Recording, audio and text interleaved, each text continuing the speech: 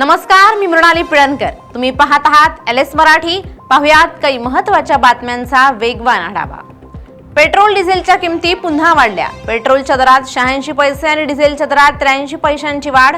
पेट्रोलचा प्रति लिटर दर 107 रुपयांच्या पलीकडे तर डिझेल प्रति लिटर 94 रुपयांच्या टप्प्याजवळ येऊन पोहोचलं. ब्रँड क्रूड आणि WTI क्रूड या दोन्ही प्रमुख निर्देशकांनी 2 आठवड्यातील उच्चांक गाठला. कच्च्या तेलाचा भाव $110 प्रति बॅरलच्या वर पोहोचला. पेट्रोल आणि डिझेलच्या दरात आणखी वाढ होण्याची शक्यता. सर्वसामान्यांना 420 व्होल्टचा झटका. फॅन लाईट तर सोडाच, घर कायमचं बंद असलं तरी भरावं लागणार वीज बिल. केंद्रीय विद्युत प्राधिकरणाचा वीज बिलातील फिक्स चार्ज वाढवण्याचा प्रस्ताव.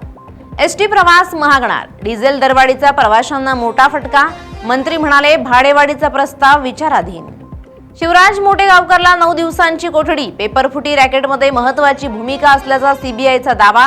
हस्तलिखित नोट्सच्या माध्यमातून पुरवले प्रश्न आणि उत्तरं.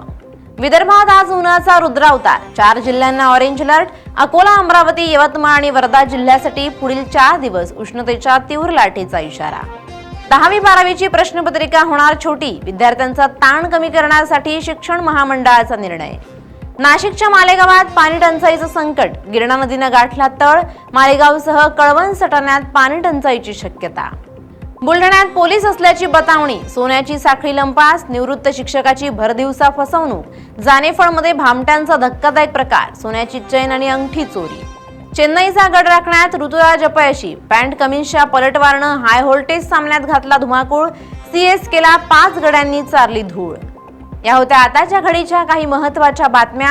अशाच महत्त्वाच्या बातम्यांसाठी पाहत रहा LS मराठी.